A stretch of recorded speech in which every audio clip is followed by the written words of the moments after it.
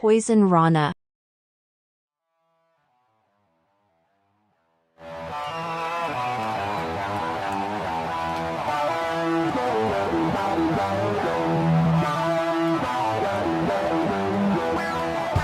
First time in a long time, but back like I never left. Taking each day as it comes, you know me, I don't read ahead. Watch me burn down everything, BDE on the TV set. When I'm in control on the road, you can never really know what's up next.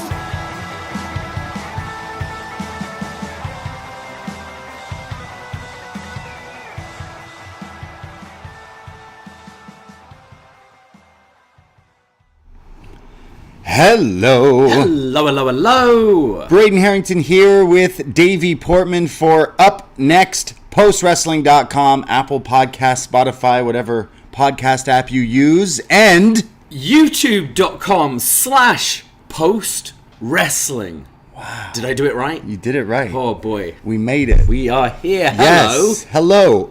Some of you may know who we are. Some of you may not. Some of you may be like, oh, an NXT review on the post feed. Cool. And some of you may go, what is this doing here? We're pretty much like that time you two put that album on everyone's phone. 100% what we're doing. That's exactly it. So, hey, hi, welcome. Maybe you don't know who we are. We are Braden and Davie, the BDE. We do a show called upNXT, and for the past few years, we've been covering NXT over on our feed. We decided to change that feed to a whole new thing. We now go by Poisonrana. We're going to be doing all sorts of other podcasts over on that feed, as well as our Patreon stuff. But upNXT, we'll still continue on just on this feed. Because we are your NXT friends. Friends. We'll Yes, always we be are. your NXT friends. Yes, we're here. We've moved the show to post wrestling. I think it kind of makes sense. You've got all the other reviews there, but it allows us on our new Poisonrana feed, which if you subscribe to upNXT, you'll still have. We can post more stuff. So we're doing our first show tomorrow, live on our podcast, on our YouTube at 2 p.m. If you want to come and join for that. Yeah, we'll be going live on our YouTube, youtube.com/Poisonrana, and then the whole podcast feed as well is called that. Go subscribe if you haven't already for all the other stuff. Tomorrow we're going to talk about everything that's going on, including Ring of Honor Final Battle that we watched today as well. We'll be chatting about that. We'll be chatting about some fantasy booking of WrestleMania, some Sasha Banks chat, William Regal, all that fun stuff we'll be chatting about. And if you can't hang out live, it will be in the podcast feed there. So go follow, subscribe, Poisonrana, or Poisonrana.CA for all the other stuff. We have a Patreon and all that fun stuff. But we can't talk about that because we have a deadline. We do have a deadline. It has been first of all, a bit of a crazy day. Whirlwind day for you? We're here to talk about NXT Deadline, but man, we had Morocco knocking out Portugal. Oh, don't remind me. In the early hours of the morning. Then went to see the England game, which was very exciting, but, well, it's not coming home. Not this year, at least. Yeah. I thought we played well. I thought we looked good. It's got to be Kane. We had a few dodgy choices from the ref, but yeah, unlucky for Kane. Yeah. This net penalty, heartbreak. Yeah, pour one out. Team Canada in the World Cup finally, so I was like, yes, I can support Canada. They were out, so I went, okay, cool, good thing I'm half Portuguese. Okay, great, support the pork chops. And then no, they're out today too. So then I'm like, Davie's British. He's my roommate. He's my mate. I'm British too today. And then they also lost. So now I'm just lost. I don't know who to cheer for. So. Yeah. I know who Messi Morocco is. or Croatia I want. Who's Messi on again? Argentina. Yeah, there we go. I don't want them. All right, I choose them. So yeah, we went up for some drinks to watch that game during the day, and then we were like, wow, there's so much to do today because there was Ring of Honor Final Battle, and then there was we'll definitely NXT. be going into tomorrow. Yeah. But got to see all of Final Battle, which was pretty fun. I think a show that definitely over-delivered for me. But then, yes, it's NXT Deadline, the debut of the Iron Survivor Challenge match. Right. Apollo v. Bron. I think it's fair to say, I think we were both a little kind of down going into this premium live event. I don't think it's necessarily had the best build, especially the main event with fishing and diners. But yeah, overall, I quite enjoyed this show, and I'm quite looking forward to going into the Iron Survivor and whether we think as a concept it worked or if it didn't work. And love to hear from you guys as well. We do have the YouTube chat going on, and we do have super chats enabled because we're on the big shiny post feed. So leave all your comments on there, and we'll try to get it through as many as we can during the show. And by all means, drop a frog in the comments, in the chat. Always drop a frog emoji. That's our new thing. Shout out frogs. I guess let's just dive into this then. So. Let's jump into some Deadline here, because there was a lot to talk about. This is the last premium live event of WWE going into the new year in a couple weeks. So this is the last one, the last stop here. They've already now officially promoted Vengeance Day as a traveling premium live event for February, yes. And they're also promoting January 10th as New Year's Evil. So I figured it would have been on the 3rd or whatever, but that would make more sense. I don't think they're taking any time off over Christmas, New Year, because the Tuesdays seem pretty good. I wonder why. Well, we start off with one of the Iron Survivor match, the first ever Iron Survivor match here, and it is the women's match. And so 5 competitors in this match, and the winner will become the number 1 contender for the NXT Women's Championship. Yes. And so, I mean, we've had weeks of Shawn Michaels sitting in the boardroom with his glasses and his hat explaining the rules to this. But really, there's going to be 5 people. It starts with 2. Every 5 minutes, another person comes in. It's basically almost like an Iron Man match with a time limit of 25 minutes as a whole. But then if you get pinned or submit, you go into a timeout box for 90 seconds as well. Which obviously prevents you from being able to break up falls or get falls yourself. So kind of like an elimination chamber, no actual chamber, no structure except for the little box ringside. And there's a bit more of an advantage actually starting the match, as it gives you more opportunity to get more falls. Yes, correct. So we all know the rules. We explained we're all up to date. we explained it better. They show the whole graphic, and it's like a novel long. I hope I ain't reading all that. Come on. Hope this thing, if this catches on, and 20 years from now, and they're doing the Iron Survivor, we always have Regal with the War Games thing. I just want this clip of Shawn sat at his desk in his glasses. 5 competitors and the penalty box, and if you score a pinfall, we need to keep it every year. Yeah, bring it back for sure. It was a success, I'd say. But we start off with Roxanne, Perez, and Zoey Stark. Zoey recently turning kind of heel in the past few weeks on NXT, if anyone's been following.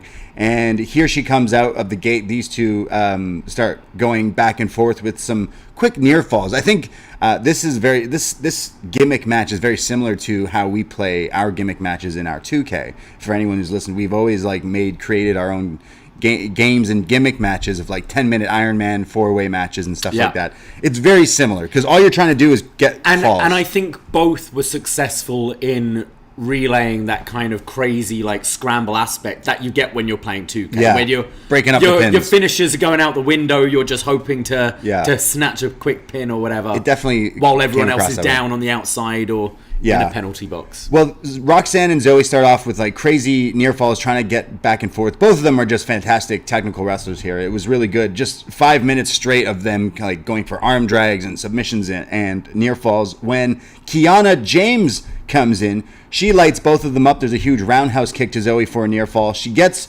Roxanne up for a Samoan drop, but gets super kicked by Zoey and then lands on Roxanne, but she kicks out at 2. There's then the Zo to sleep, which I still call it that, but I don't remember what she calls it now. The flippity flop knee drop. Something like that. It looks great. She hits that on Roxanne and actually gets a fall for it. So Zoey's up on the numbers on the board there. Cora Jade comes in next, and she's kind of rocking almost like Elektra kind of gear. Just barbed wire and stuff as well. She walks past Roxanne, who's in the timeout box, the penalty box, and kind of laughs and goes in and tries to pin other people, but Zoey and Kiana aren't letting that happen. And I think it was unfortunate because this was the first time we saw the penalty box, and there were definitely times throughout the night where it was used better, but they said the clock starts as soon as their feet hit the floor, which meant if you've been hit by this devastating move and rolled out, you've then got to quickly get on your feet they're having the ref kind of usher them. But with Roxanne, she spent about 45 seconds on the floor before getting to the It should start box. When you're in it, Once right? the door's locked, that should be the 90 seconds, I think. And because, she was in there for 30 seconds, and then right back to the ring. I'm just happy it didn't remind me of the TNA timeout box. Like, it looked different and everything. Roxanne eventually comes back in the ring and hits a series of Luthez presses on everyone, and then running like European uppercuts into the corner. Jade eventually rolls up Kiana for a fall, so she gets a piece here, and she's on the board. There's submissions back and forth. We've now hit the 15-minute mark when Indi Hartwell comes in now. And, well, she's been hitting boots and just gets Roxanne alone, hits like a stun gun on the ropes, and then boots her in the face, and she gets a pin as well here. Kiana James is on the outside and hits a moonsault onto Zoey on the outside. Off the barricade, yeah, isn't it? Very impressive from Kiana James. There's then Roxanne, who gets a sunset flip, countering Zoey, and gets a fall of her own there, so Zoey's back to the timeout box. Kiana's basically the only one without a number on the board, and considering she's the businesswoman who loves she's numbers. She's good with numbers. Yeah, she's not doing too well. There's then like a Robinson special from Zoey Stark with like the Will Ospreay flying kick thing, which looked pretty cool. There's a half and half suplex. There's craziness. Everyone's hitting moves everywhere. There's a cannonball from Jade to the outside. A huge crossbody from Zoey to the outside. Kiana finally hits the 401k, which I realize is not based off the Toronto-Montreal highway. It's like a RSP fund, something trust thing? Fund in the States. Okay. A lot of listeners hit us up last week when we were like, I don't know what that means. We're Canadian and British. So Roxanne eventually hits Pop Rocks on Jade, and it's at the 23-minute mark. Kiana hits an avalanche Spanish fly. Cora runs in to throw Kiana away and tries to steal the pin, but Zoey kicks out. Therefore, she couldn't get the final fall to match Roxanne's. And then, well, there's a DDT on Roxanne, but before she can capitalize, the clock runs out. And therefore, Roxanne Perez is your Iron Survivor. Yeah, I thought they did a really good job towards the end with the penalty box with Cora. She basically got pinned with 2 minutes left, which meant as soon as that door was open, she only had 30 seconds to try and snatch a pin. She's running around, yeah. I thought they really got her over the kind of frantic nature of the match. I thought it was a lot of fun. I thought Zoey Stark really stood out. I think she's incredibly strong. But you look at this field, I think you'd say Kiana James is maybe the odd one out. She's a bit kind of newer to this, and I thought she held her own as well. I think everyone was featured really well in this match. I think it put it over as quite a fun new gimmick. I'd say my only criticism is either make the like timeouts longer, maybe 2 minutes, or have the clock start once you hit there, because I think at times you didn't quite get the drama that they were trying to achieve from the box. Yeah, I almost could do, because we play these kinds of gimmicks that we come up on in the video games, and we don't have a timeout thing. You could do it without it, because it makes it still crazier that. Yeah. Because usually the person who gets pinned is probably going to sell that they're hurt for a while, anyways. But I think that would be it. Just make it so as soon as they're in the box, they're in there for. You can even have 2 like minutes. a little timer on the actual thing, can't you? Something like that. Yeah, but no, I thought this was fun. Yeah, really, really fun. I mean, everyone kind of stepped up as well. We were predicting that either Roxanne or Indi wins, and I think Roxanne winning here is the clear-cut choice to end Mandy Rose's title reign here going forward. Like that would be the big match to promote. Would you assume New Year's Evil? Yeah, exactly that. Yeah, yeah. But yeah, lots of fun, lots of like ways they were breaking up pins and all that stuff, and lots of interactions with all like 5 different people, right? So they're doing moves like double team moves, triple team moves, like really, really fun. And I instantly was like, okay, I like this gimmick. And I do think Roxanne's a good kind of fresh face. She should be the one to take the title, and maybe perhaps have Mandy have all of Toxic Attraction move up, perhaps. Yeah. But I think it's time, it's Roxanne's time. Booker, super emotional after this, like legit crying. Yeah. Because Roxanne's one of his students. And we go to like the video package and the commercial and stuff, and comes back and he's still an absolute mess. Yeah, he's like... Vic's like trying to cover him. He's Yeah. turning away, like laughing that he's crying. But pretty nice moment there. With Booker kind of putting it over. Yeah, Roxanne definitely impressing, and going forward, I think she could be a really big deal in NXT, WWE. But also Kiana James, I think, showed up here. I think that she was a standout here, and can kind of see why she's been on like main event and dark matches and stuff like that. Because, yeah, I definitely see it. Where's G? Gene? Maybe Kiana would have got more points if G was there to help tally the scores. I mean, it's a weekend. Maybe she doesn't work at the weekend. She was sad Brazil lost in the World Cup, I think. Yeah. We go to backstage. Mackenzie's with Ivy Nile and Tatum Paxley, and Mackenzie's rocking this great like ballerina outfit or something. She looked like she was going to the Oscars or something. She looked great. Fantastic. Yeah, looked good. She is talking to Ivy about how the Diamond Mine, the Creeds, are not cleared because Ivy kind of ratted them out. Yeah. Ivy the narc. And she's like, yeah, but they're not 100%. Those guys, Brutus and Julius, would run through a wall and say they're okay. They have to heal up, though, before they can fight. And that's when they mentioned that like Ivy and Tatum kind of have a bit of a team forming here. And Katana and Kaden, the women's tag champions, show up and say that, hey, we like you guys, we respect you, and hopefully we can fight again down the line. So kind of issuing a challenge in a babyface to babyface sort of way. But yeah. Before the melee happens. Oh, right. Was this later? This was now when... Oh, wait. I think later on. No, sorry, you're right. Yeah. There was a fight later on. You're correct. I didn't think the acting here was too strong from any of them. It very much felt like everyone had learnt their lines, and I didn't get much kind of... I didn't believe them, basically. Fair enough. This Diamond Mine, like, inner conflict stuff is a bit weird. With you're still pushing Ivy and Tatum as a tag, but you've kind of got this weird thing going on with the Creeds. It's not quite working for me, this whole... The Creeds aren't clear. The storyline is kind of weird, yeah. And considering they're not even on this show, right? So it's like they pushed that match off it with this kind of storyline. We see Bron Breakker and Apollo Crews earlier today arriving to the arena for the main event match. They are main event ready. But we go to our next match, and it is a grudge match featuring the Fyre Girl versus the Witch. The Witch. She's a witch. Isla Dawn versus Alba Fyre. So these two definitely know each other back from NXT UK days, and definitely beyond that before WWE time. But Isla Dawn now reappearing in NXT as this very witchy character. Yes. Casting spells. They made sure to remind us that. They went, it's quite interesting that it's this referee, as he's the one that got sprayed by the poison mist just last week. They're like, I find it interesting him refereeing this match. Would that come into play? Let's find out. These two start off by just scrapping. They both are well, Alba has a right to be so because Isla costed her the title. Yeah. So Alba's fired up. See what I did there? Beating her down with boots to her. But then there's a running flatliner from Alba, which was pretty sweet. And then turns it into like the Koji clutch. And Isla is trying to scramble to get to the ropes. She eventually does get out of it. There's running Meteora knees from Isla for a near fall. And then a series of pump kicks in the corner. And then a Meteora again off the top. But again, Alba kicks out. Fyre starts to come back and then sends Dawn to the outside and hits a huge springboard tope con hilo to the outside. And then another like tope suicida as well. She hits a tornado DDT, but Dawn kicks out of that again.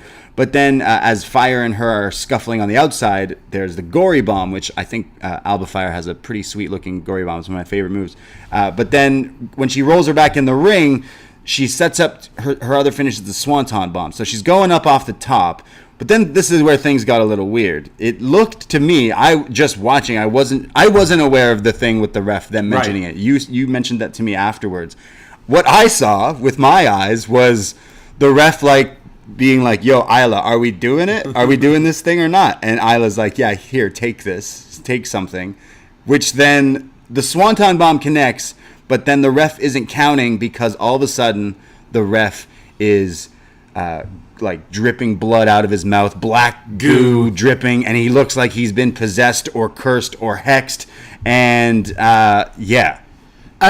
did do what I took is Isla kind of grabbed his leg just beforehand, and I think it was the mist from. Was it her grabbing his leg? The mist from the week ago was meant to have like cursed him, but it's activated once she touches him. Okay, is what I think it was. It was a bad day for refs though, with this and the ref in the Ring of Honor, in that tag match. Jeez, yeah, who had it worse? Who had it worse? Maybe this guy. And it made the distraction really weird because you've then got Alba Fyre going for the pin, and you're doing the spot. oh, there's no ref. But then they're going like, someone needs to like seriously check on this guy. Yeah. Because he's vomiting blood. So the other ref comes in, and then he's like goes for the pin, and then he's like, "Oh, I'll check that someone can win this match before I see if my colleague is still alive." Yeah.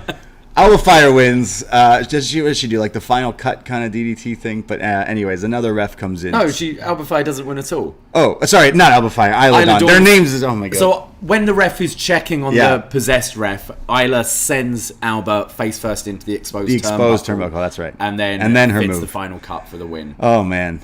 Yeah, I thought these two, the wrestling was really good. Again, I was a fan of them before WWE and their actual wrestling. And here I got some of that, and I was super getting into it, and they were definitely gelling. And then it went to the silliness, and I instantly went, oh, come on. Yeah, like it's, I thought the match was really, really physical, actually, and a great showcase from both of them. The whole first, hour, 45 minutes of this show, I thought the women really showed up. And showing that once again NXT might have one of the best women's rosters. Definitely this company does. I was really impressed. The goo stuff, it's not for me. The goo. It did kind of make me groan and be like, and this match was really cooking. But, like waiting, saw the Ultimate Warrior throw up blood, and it reminded me of Papa Shango. Yeah, and that hooked him. Like, people like this hokey shit. When went to the England game today, someone today, what do you do? Like, said about the podcast, and he's like, oh man, that stuff with Undertaker and Kane back in the day, like that had me hooked. People like this stuff. I think NXT has a lot of it. Everyone has a side job, side hustle. There's a lot. We've got the Crow Lady coming this Tuesday.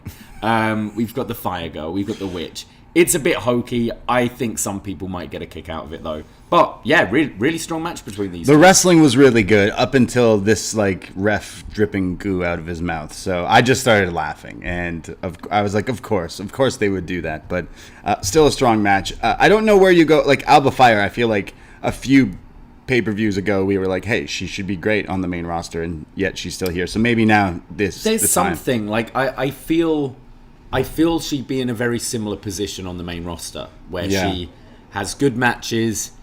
She might challenge for a title on a Raw or something, but never really in anything meaningful. I don't know what it is. Something needs to be reworked to connect with me, because I think the wrestling's fantastic. Well, maybe this feud continues and it gets even spookier with the fire and the witchcraft. And basically, Isla Dawn is a hex girl and casts spells, and the refs do it. It was totally Papa Shango. Oh, 100%.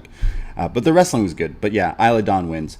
We get a backstage segment with The New Day, Kofi Kingston and Xavier Woods. They say they came to NXT to find competition, and they want to become Triple Crown Tag Team Champions, meaning they got Raw, they got SmackDown. We just need these ones.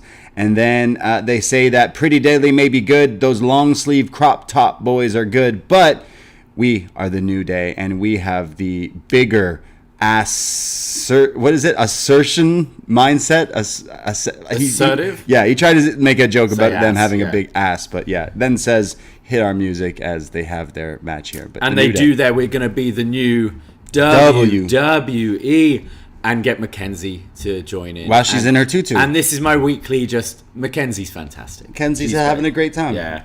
Well, it kicks off our next match, the NXT Tag Team Championships. The champions, Pretty Deadly, defending against The New Day.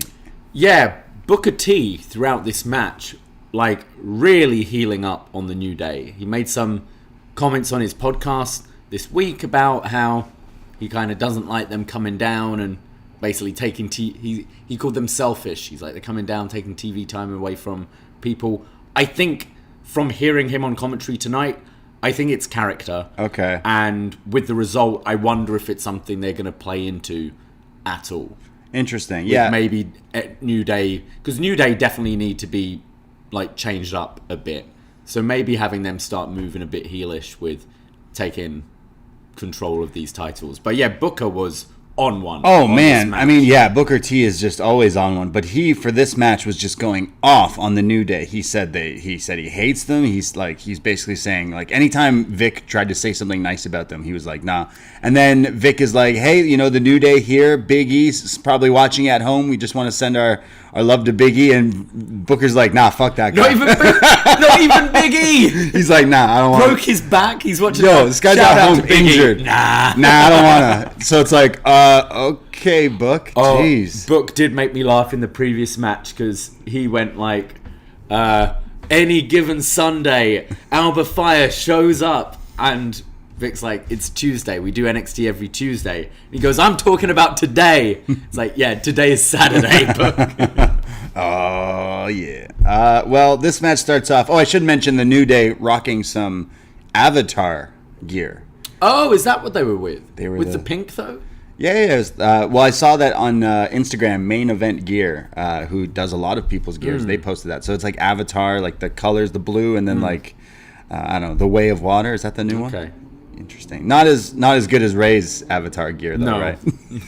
No, I think it was a little better. I didn't like Rey Mysterio's Avatar gear. Wasn't that the one he got stuck in the thing that shoots him up and he had to crawl out? Was that that one? I think it was when he was Avatar. I didn't like that Avatar one that Ray did. But then Pretty Deadly, the champs, they have some Christmas gear. They're wearing like their crop top, but like Santa style, Mrs. Claus. You can get away with that in Florida. You can't. This isn't. It's too cold here to be way too that for cold. Christmas. Too nipply out. New Day versus Pretty Deadly, NXT tag titles on the line. We get New Day in control on Kit Wilson. Kit's the blonde one, right? I keep getting... Elton is the blonde. Sorry, Kit is the brunette. Kit's Elton the brunette, Prince Elton's is the blonde. blonde. Got you. Well, Kit is getting beat up with double teams by the New Day here. They hit a double bulldog, which looked pretty good.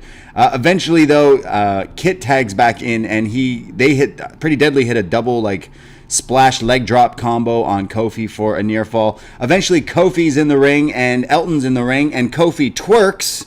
So Elton twerks too, and then Kofi twerks, and then it was great because it was Kofi was monkey flipped and landed on his feet, and he was like as a pose, as like look at me, starts the twerk. We have a whole twerk off here. Yeah, twerk off. Who won for you? Who had the best twerk? Kofi Kingston. Kofi had a good twerk. I will say it was a spot, and then it was clear, like it looked like then Elton was supposed to like go attack him, but then the crowd like reacted. Yeah. So when he did the twerk back, the crowd chanted twerk off. So they like they must have called an audible to just be like, okay. And then basically it was Kofi just going like way over the top, like just like basically he would have started twerking on the floor up the wall kind of vibe. Booker was so disgusted. Booker did not like the twerk off here, but some pretty funny stuff. If you were to be upset by the twerk off, it ends with Kofi sending both Pretty Deadly to the outside and then hitting a huge tope con hilo, which looked great. Xavier Woods flies off the apron at one point to take one of the guys out, and then is near Booker and goes, five time. And Booker says, man, if you get close to my face again, I'm going to hit you. So Booker is just, I don't know what's going on. I don't know. Do they owe Booker money or something? This is wild. Kofi hits this beautiful float over DDT for a near fall, but then eventually starts getting boots from Pretty Deadly. Eventually hot tag to Woods, who comes in, and there's a great spot. I definitely have already watched this back a few times. It's the 4-man Eddie Guerrero tribute spot. This was fantastic. So there's a title being thrown in by Pretty Deadly, and then it's in Kofi's hand. So they hot potato it around, and they all start dropping like flies to do the classic Eddie Guerrero title ref thing. But they're all now laid out by no one's been hit at all, and all four have taken. And the ref turns around and is like, "Wait, what the fuck's going on?" I thought this was so much fun. Oh, I laughed so loud, and again, they already clipped it on their Twitter, but it's pretty fun stuff. As the match continues, Kofi hits the Trouble in Paradise on the outside. Woods is in the inside and gets hit with one of Pretty Deadly's other tag moves, but he kicks out of it. As they try to go for Spilt Milk, they throw Elton away. Kofi tags in. They hit the Stomp Backbreaker. 1, 2, 3. The Midnight Hour. The Midnight Hour, that's right. The Midnight Hour, and today is a new day, yes indeed, as NXT Tag Champions, Xavier Woods and Kofi Kingston. I thought this was so much fun, and one of the better Pretty Deadly matches for me. You've got Pretty Deadly are so naturally funny. I think they're very entertaining. The costumes and everything. The matches haven't always hit for me, but they were up against a team who can also do the comedy just as well. And I thought the comedy spots really lifted this match, but didn't take away from it at all. You had some great near falls towards the end. But yeah, that 4-way Eddie spot was great. I thought this was really fun. Will be interesting to see how long we see New Day as champions here. I imagine a Creed's match down the line. Who else really have you got who can be...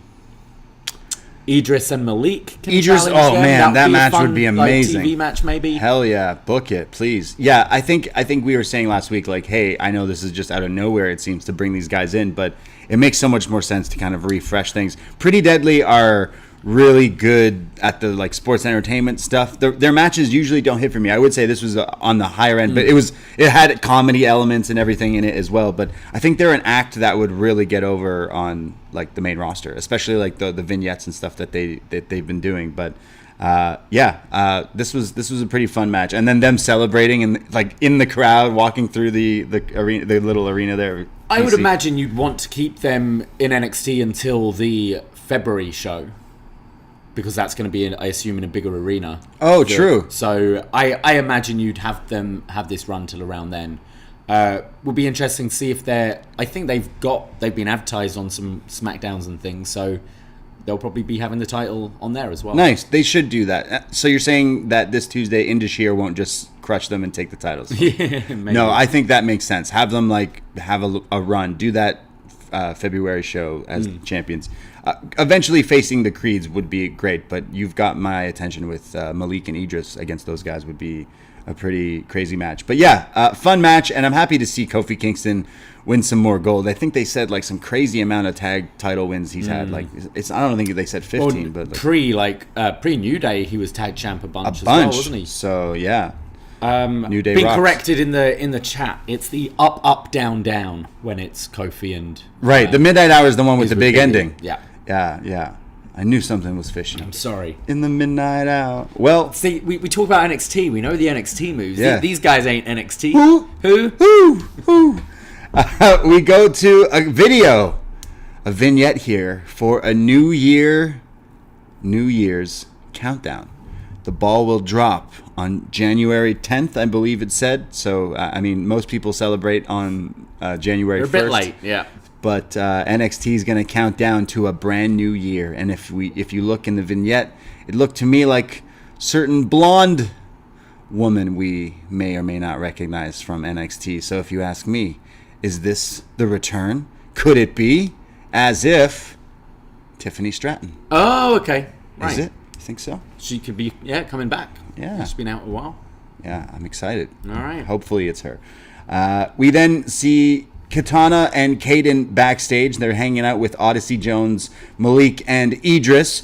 And this is the brawl you're talking about because Toxic Attraction walk in and Gigi and JC are pretty pissed. Kaden and Kitana are like, let's go out, let's party. The show's not even finished. We're not even on the show. Let's go out. Yeah, why are we in our gear? And Odyssey reminds us he's facing Von this week, so he's going to train on a Saturday night. He's like, nah, I got to train. Can't go partying with you girls. Even though he's been the party... Yeah, He's been the party guy for the past few weeks, definitely, with him in his truck full of girls in the back. Is it even legal to drive your truck? That's your pickup? Everything's legal in Florida. Kitana and Kaden are with Odyssey and these guys when Gigi and JC start brawling. But Ivy and Tatum, out of nowhere, basically Gigi and JC say, oh, you're just handing out title matches when we should be next in line. And Ivy hears this. And they bring up the win in the 6-woman tag recently and stuff, So, that's all-out brawl, and Malik, Idris, and Odyssey are trying to pull these women apart as they're all trying to fight, so... Yeah. So, imagine we're going to have Ivy and Tatum against Toxic for, like, number one contenders coming up. Yeah, maybe this week. We go to our next match. It is the men's Iron Survivor match. Winner gets a title shot against Bron Breakker for the NXT Championship. We start off with two men. Here, it's the same rules as earlier with the whole Five Guys burgers. We start off with Axiom and JD McDonagh So these two kind of mentioned that they wanted to face each other because they've got history, especially in the past few weeks. But if you also watched NXT UK, you may know some of their history there as well. So these two are going to start off. If you know Axiom in his entrance has that like slow motion, like the run-in fade effect thing that he runs and stuff. So they still have it when he's like in the ring.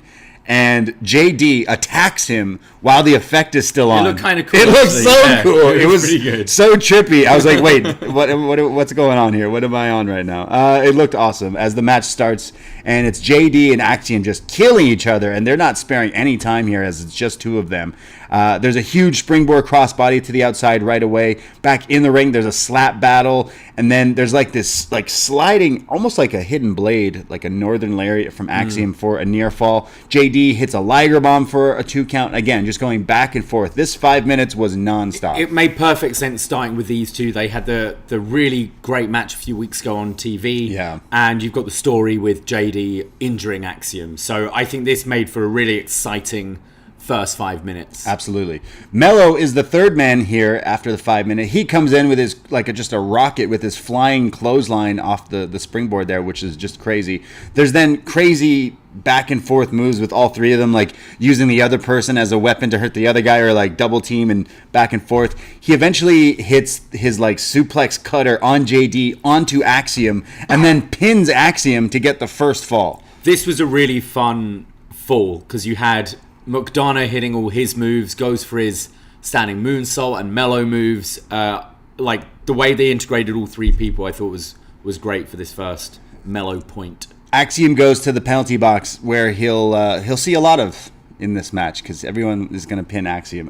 There's then when he eventually comes out because it's only 90 seconds. There's still like 3 or so minutes left before the next person. And again, these three, like you said, they're countering each other's moves. There's moonsaults and flips. The three of them, Mello, JD, and Axiom, very fast in their styles, and I thought they meshed really, really well. In fact, I could watch these three just in a triple threat would be pretty sweet.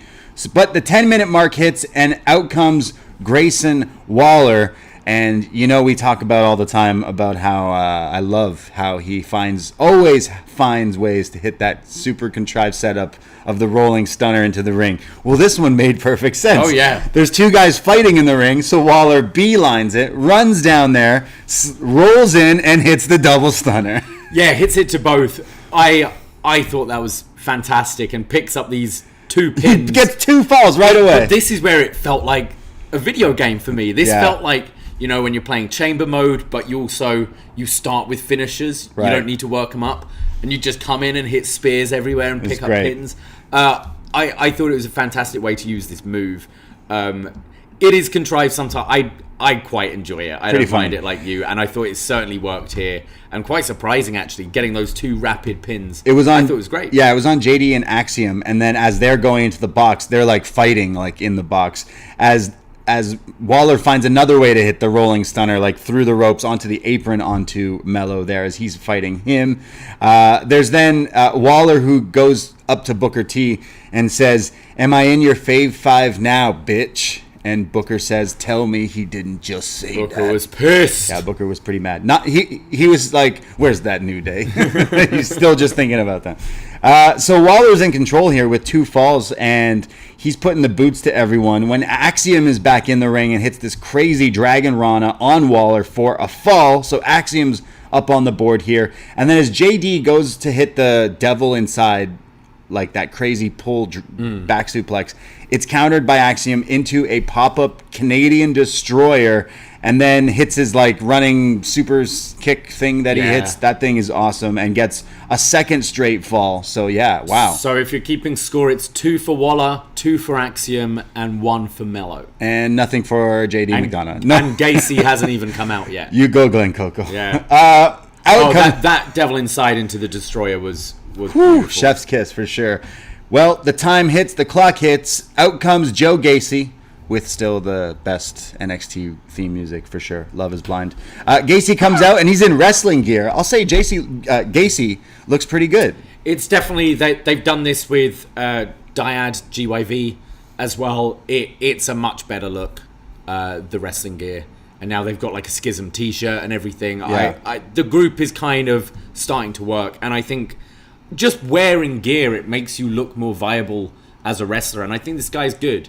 So yeah, big improvement. He comes in, he's running roughshod. There's like spinning rainmakers, and then the Rings of Saturn on Axiom, and then he hits upside down on Melo. So right away he picks up 2 falls because Axiom taps out to that, and he hits the upside down lariat on Melo. Meanwhile, Jade and Axiom are fighting in the penalty box, and it's almost like when you're watching hockey, like their faces pressed up against the screen and stuff. That was a pretty cool moment where JD's face is like squished against it because it's like plexiglass, right, or glass or whatever.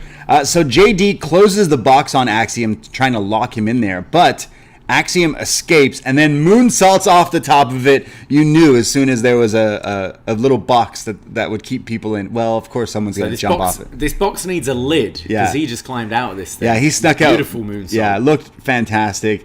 Melo's in the ring with Waller and then taps him out with the crossface. So Melo gets another point here. There's then the devil inside off the apron from JD. Everyone's breaking onto the floor. Yeah, right? Everything is just going nuts here. Like this was just chaotic. There's finishers galore. There's then a spot where JD was being the dickhead to every single one, hitting headbutts to everyone, when finally everyone is in the ring and JD is in the middle and realizes oh, everyone's gonna hit me. And boy, do they ever. It's like a 4-way pump kick. Yeah, everyone hits it. It's like, think of like the Elite or any super kick party or anything like that. And all you see once. his head like pinball. Oh my God. Right, and just goes down. Golden DK mode for sure here. Wow, this was pretty nuts. Then it was the battle of the contrived finishers because Joe Gacy's is the upside down handspring clothesline. He's doing that while Waller's doing the running, rolling stunner thing, so there's just chaos. There's a Uranagi on Waller. There's a Bubba Bomb from Gacy. There's a crazy Rey Mysterio-esque DDT from Axiom. And then nothing but net by Melo. But as Melo goes for the pin, Waller throws Melo out and gets the pin for himself as there's only 20 seconds left. The look on Melo's face is he's heartbroken and he's pissed. Waller starts laughing as Melo tries to chase him, and again the clock is running out.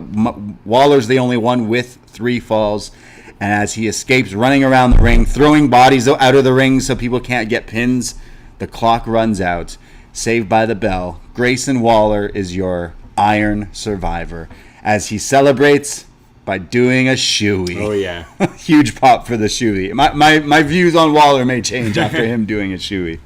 I thought this was great. I really liked. I think it made it.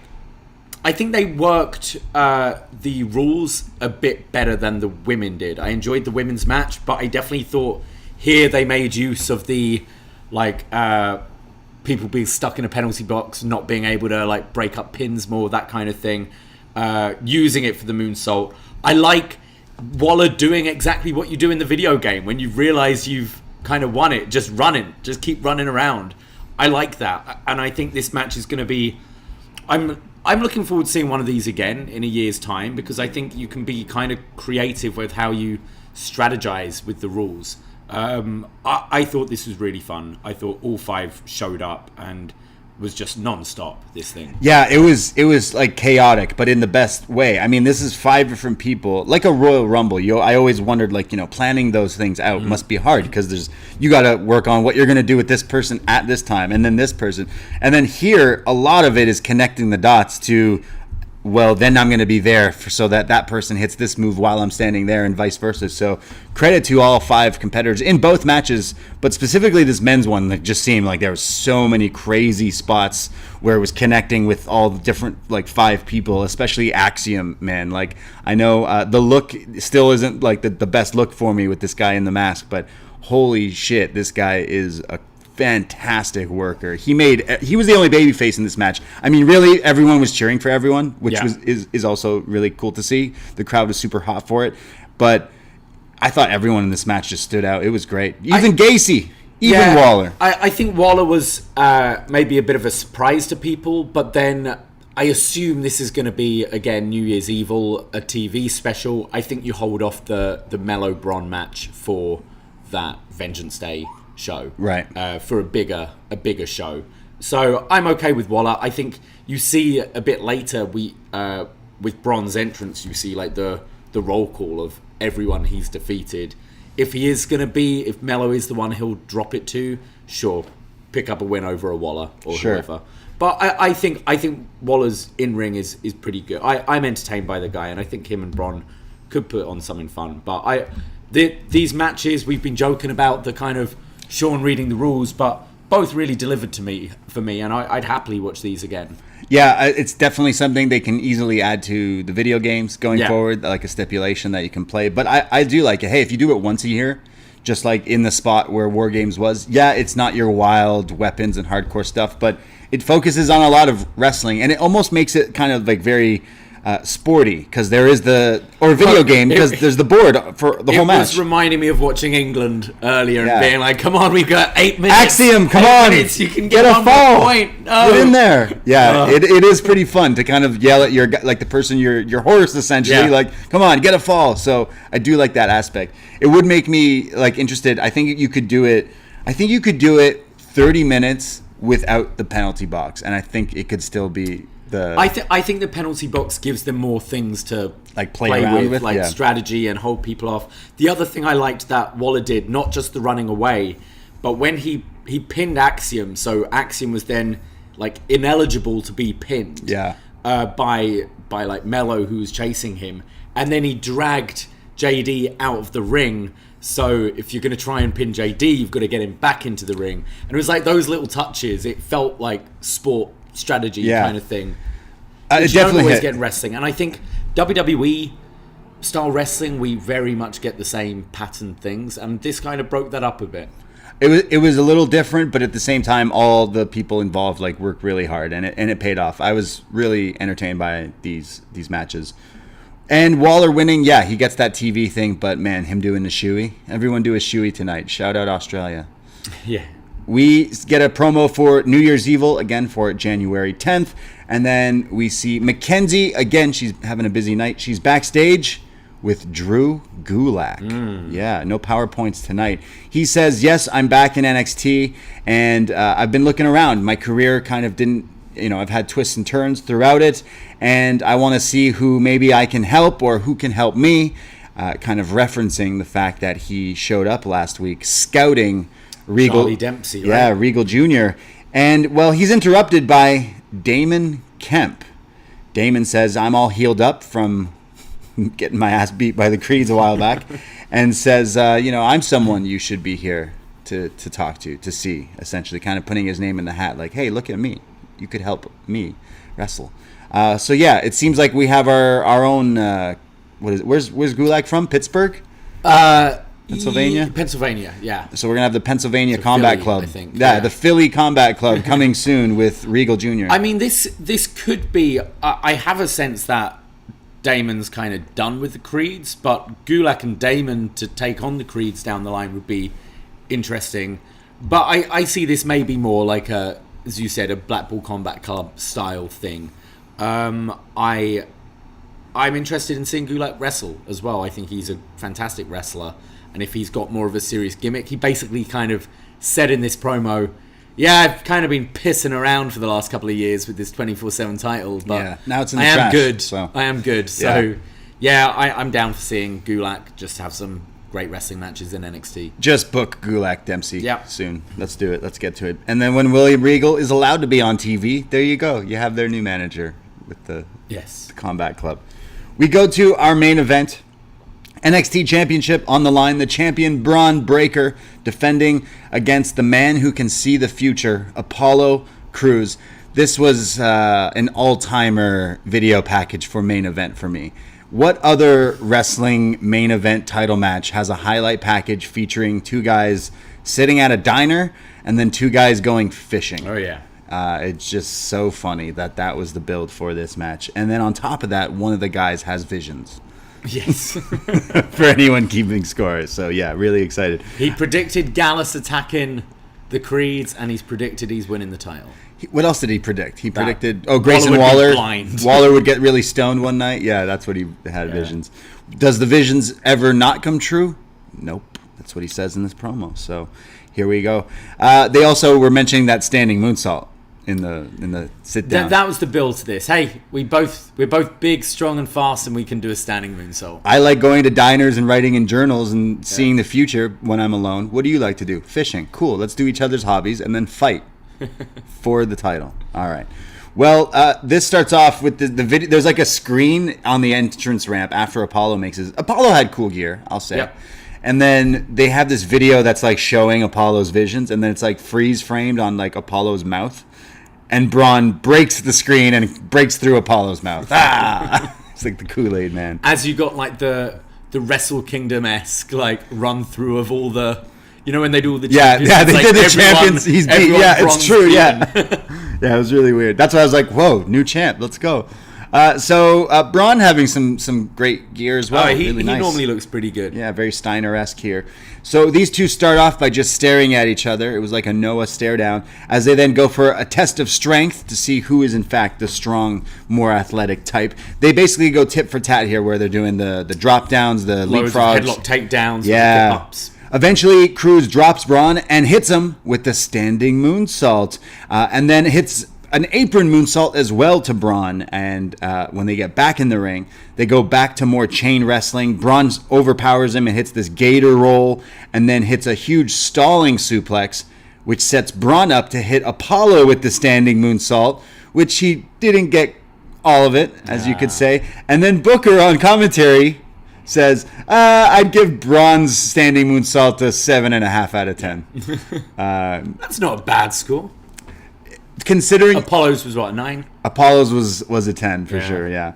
But there's then Bron, who heard that criticism, picks up Apollo, throws him out, and then runs the ropes and hits a huge tope con hilo. A massive one. Yeah, and great. he's big, so this is pretty fired up here. Back in the ring, Bron is putting the boots to Apollo and then jumps off the top, but gets hit with this pop-up knee to the face. And looked like he clocked him here. Yeah, ouch, like a V-trigger. And just when you think Apollo's going to capitalize, instead, he stands up and he closes his eyes as the camera zooms in and focuses on him, just closing his eyes. He's deep in thought. He's seeing the vision. He sees the light. Everyone close your eyes just to vision what he's seeing. And then he opens his eyes. And he's angry. This was very odd. And it was as if they're trying to, like, they were doing like the Okada thing.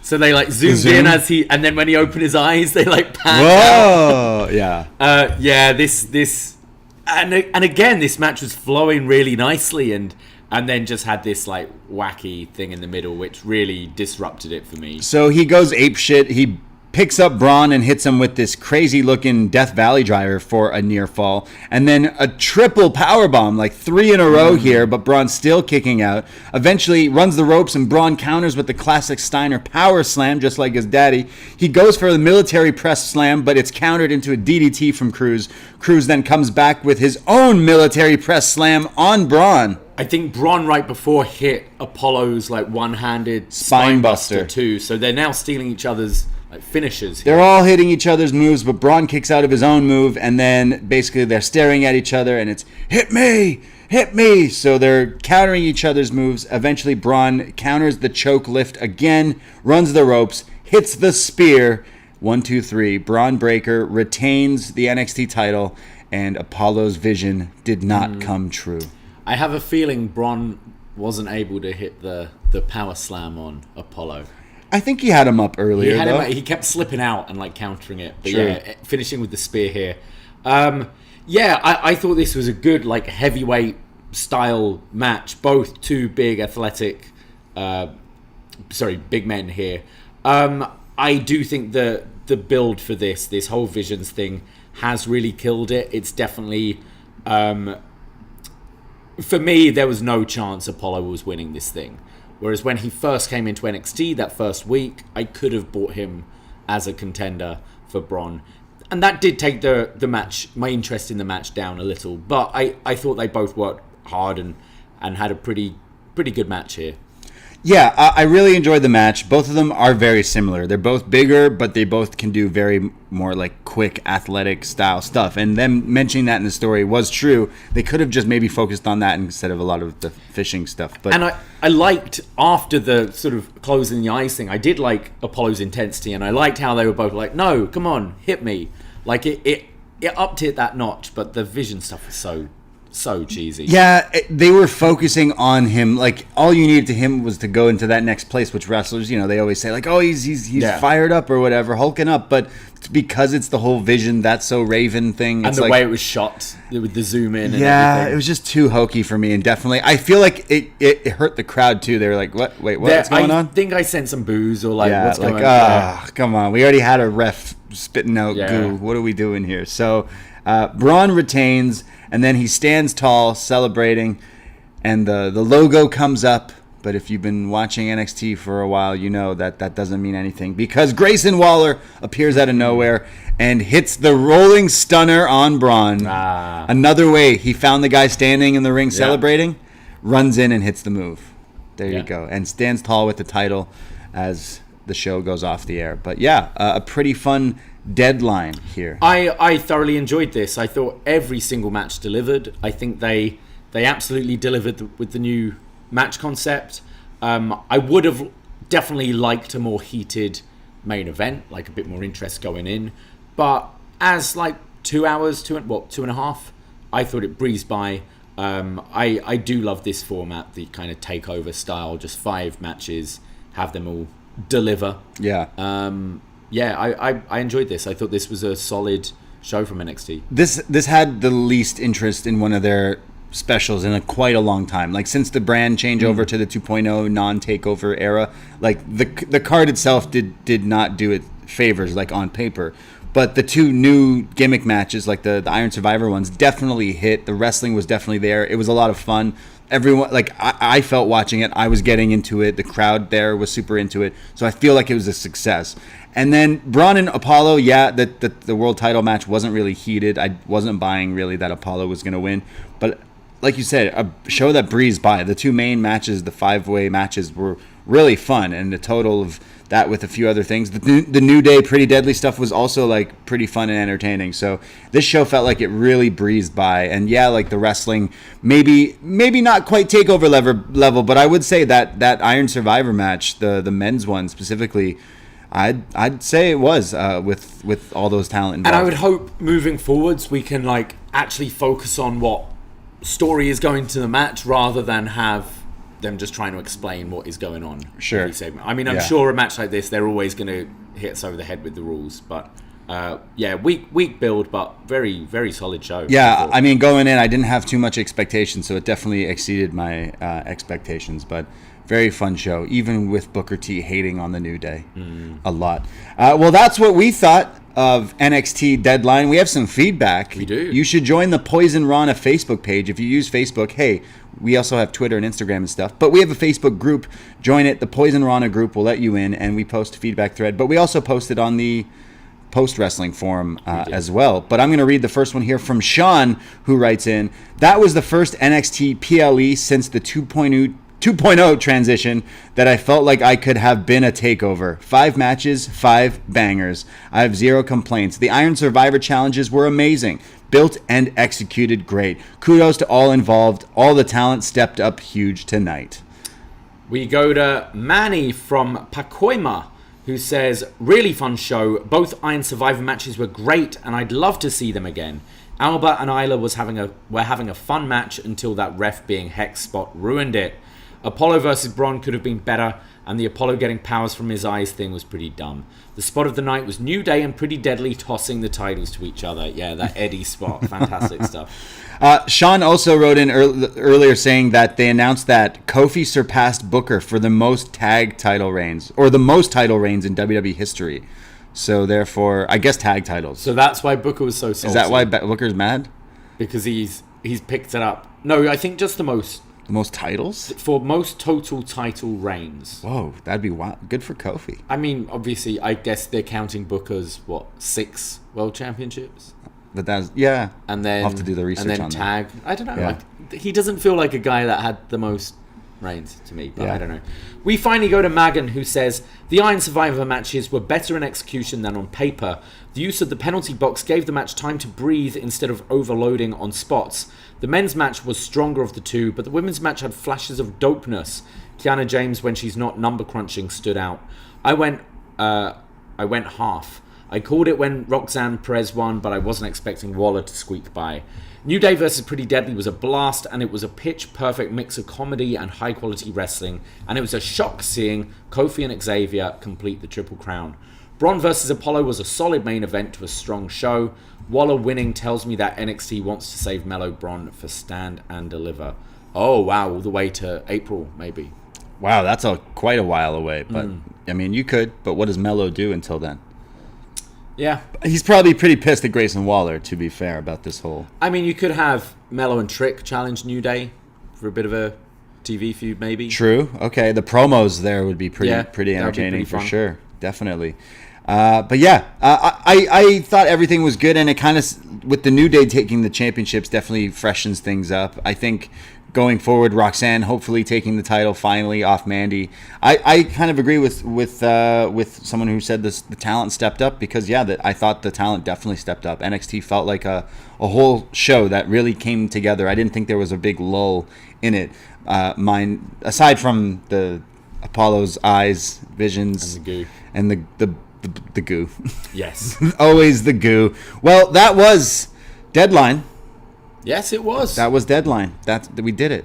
We'll be back on this feed on Tuesday with our review of Tuesday's NXT. We had a couple of matches announced during Deadline tonight. Big Lads Wrestling, Vaughn and Odyssey Jones. Yeah. And I imagine something from Toxic Attraction, possibly that Ivy Tatum match. Yeah, true. That'll be Tuesday on the Post Wrestling YouTube channel. Yeah, every Tuesday now, going forward. upNXT is going to be on this Post Wrestling feed. We'll be going live Tuesday nights after NXT every Tuesday, chatting about it. Then the audio will be up on this Post Wrestling feed as well.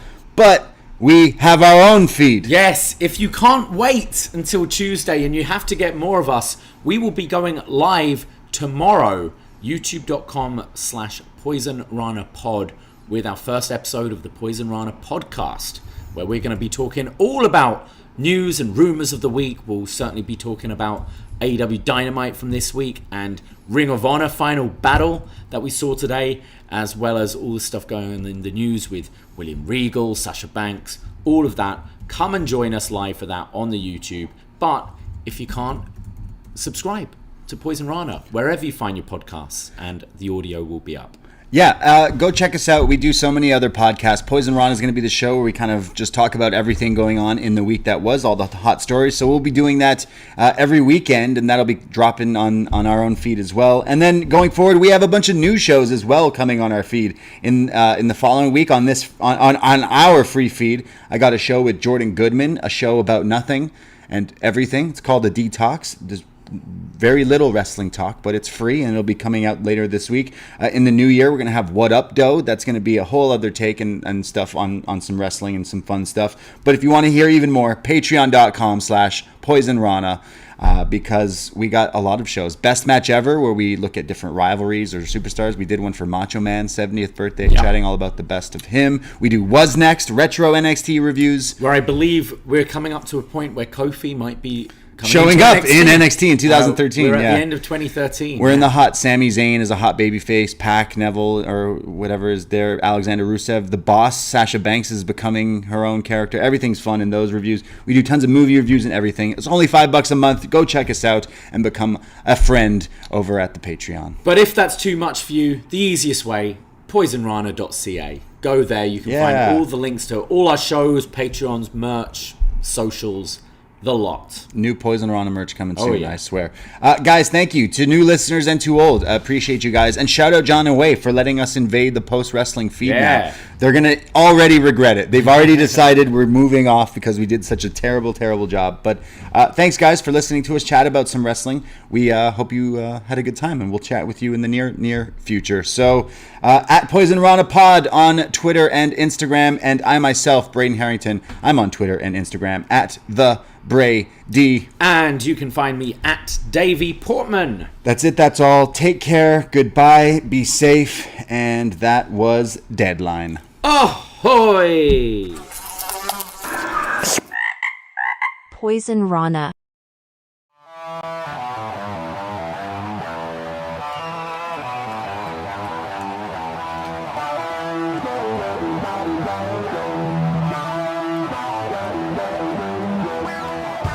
First time in a long time, but back like I never left. Taking these things as it comes, you know me, I don't read ahead. Watch me burn down everything, BDE on the TV set. When I'm in control on the road, you can never really know what's up next.